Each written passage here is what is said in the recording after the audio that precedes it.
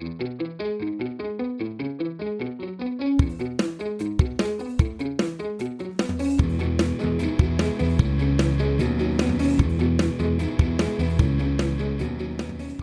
Rights is the podcast that brings you behind the scenes of the United Nations, demystifying human rights and international politics in an engaging and accessible way.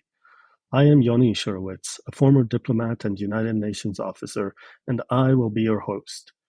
Join me as I talk through complex topics to make them simple and explore the impact of decisions at the United Nations on our lives.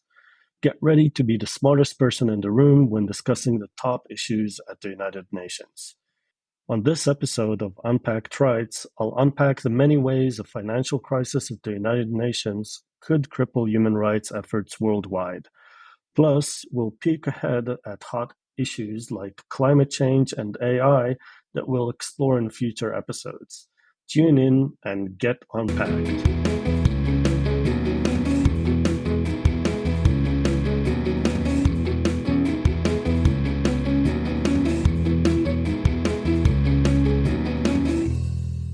So let me properly introduce myself, tell you who I am and what I hope to achieve here. But first, I want to thank you for joining me on my first episode on this journey. It's a new adventure for me that I'm excited about, but honestly very nervous since I can't see you and answer any questions or doubts right away because I can't edit every word that comes out of my mouth, and because other than these first few words to get started, I'm going to mostly talk without a script, not more than a few bullet points. But I shouldn't be nervous. They say that many diplomats make long speeches because they like the sound of their voice. But that's not true. Just Google why we don't like the sound of our own recorded voice. We don't. It's a scientific fact. We're uncomfortable with it. But I'll speak just as well for human rights. So who am I? I used to represent Israel at the Israeli mission to the UN on all human rights issues. I did that for 4 years in New York. I also worked for the UN for a little bit in Geneva in the Human Rights Council Secretariat, and I helped UN Women develop their engagement on human rights. And I've founded my own organization, the Human Rights Like-Minded Office, which consults and produces research and provides information to diplomats and to other human rights organizations to help them be more effective at the United Nations, specifically on human rights. I have other labels. I'm a digital nomad. I'm a foodie. I'm a gay man, middle-aged man now. I like studying foreign languages. And obviously, I love to travel. I started this podcast so that I can tell you more, hopefully more freely. Hopefully, I can be more relaxed with time and just speak casually about whatever is right now on the top of the agenda, or also dig into any topic like women's rights or the rights of persons with disabilities, climate change, you name it. I promise you, I can probably find a connection to human rights on any topic. I can tell you that the UN is able to find that connection and address any topic.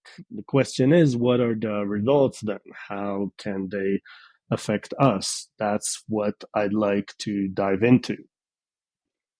Sometimes it will be like today, where it's just me speaking to myself, speaking to you. And sometimes I'll be accompanied by someone, whether just to bounce off ideas, questions. They can interview me, or I can interview them, especially some people from the UN that may be interesting for you to hear more deeply about some topics. Though most of the times I'd like to keep it very casual and see how I can help you learn more about the UN, about human rights, just by addressing whatever questions you have. Let's dig in briefly into one topic that really affects human rights at the UN, which is the liquidity crisis. The UN actually doesn't have money right now to do everything that it wants to do or is mandated to do. It's really absurd, but even though there is a budget, even though governments voted on so many resolutions that requested the UN to do all sorts of things, create mechanisms for human rights, start investigations, the money is not always there because some of the governments have not paid their dues or are behind their dues or paid just some of them. A lot of fingers I pointed to the US just because it's the largest donor, but it's not the only one that is late. What does the impact look like? Well, so dozens of people that were supposed to be hired for human rights mechanisms, supporting the experts that do all of the investigations. And in many countries, they are not hired right now. So what happens then is that either those investigations don't take place or they're postponed, or they end up interviewing fewer people, doing fewer visits to the countries they're supposed to investigate, and they issue slimmer reports that probably provide less recommendations and can make a less meaningful impact than what has been hoped for in the beginning when they were conceived by governments, by member states of the United Nations. That also affects treaty bodies, these whole mechanisms that are responsible to monitor compliance and the reporting of governments that are parties to these conventions, whether we're talking about women's rights, children's rights, racism, you name it. All of them need supporting staff. All of them need to hold sessions. They need interpreters. They need the whole staff that support these meetings. And sometimes a lot of meetings are not taking place. Instead, they're doing them virtually because they can't fly in experts. I've been seeing these notes from the UN about this report being delayed or that report. But the thing that caught my eye was a note on a meeting summary that actually was not delivered for the Forum on Indigenous Peoples that took place just last week. So you had a whole session that was not covered by the note takers. The thing is, a lot of diplomats and organizations, and definitely Indigenous peoples, are counting on these meeting summaries because not everyone can send someone to participate and take notes. So I thought, okay, is there a different way this could be addressed? I mean, the liquidity crisis has to be addressed, but just this little example of note taking, that's something that could be addressed by AI.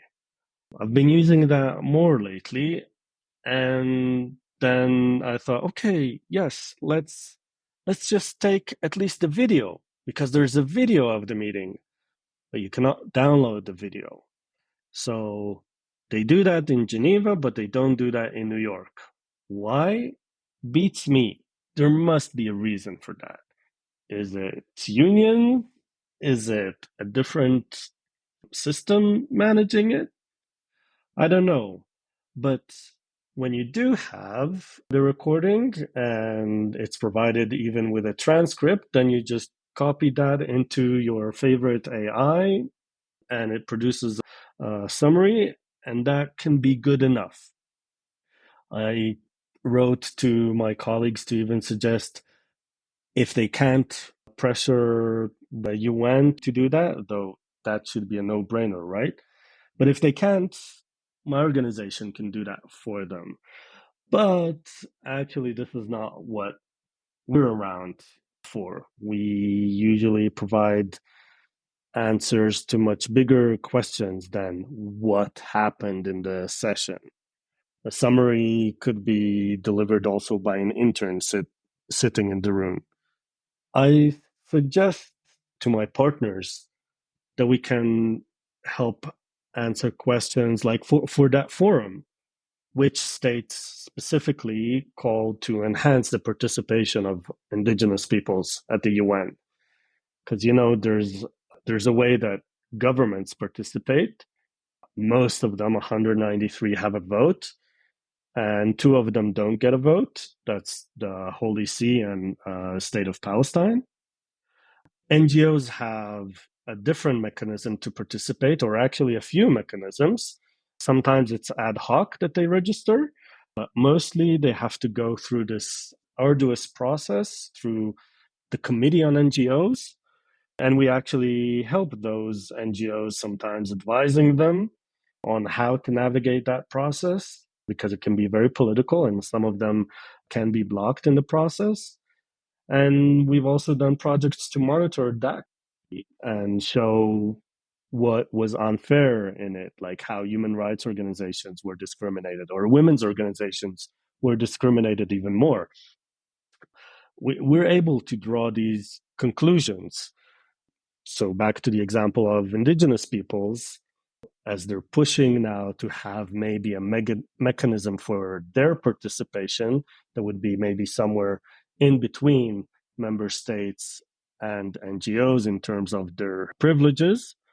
It's really important to know who is with you and who is against you. So, what are the odds, let's say, if you want to push a resolution in the UN that would actually make that mechanism come to life. We tell our colleagues that we can get them answers for the next Human Rights Council session. Like, how likely are they to succeed when they're putting forward a new initiative or even repeating an old initiative? Because they do that every year or every other year, that resolutions repeat themselves, but that doesn't mean that voting stays the same. Because in the Human Rights Council, a third of the membership changes every year. So with this rotation, that affects the outcome of the voting.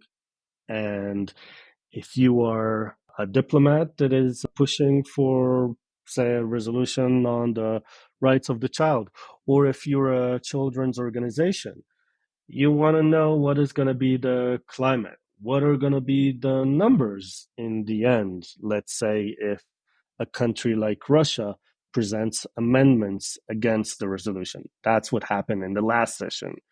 Russia wasn't against children, but it was against, well, anything related to sexuality, or they wanted to ensure the rights and responsibilities of parents are being addressed more strongly in the text of the resolution.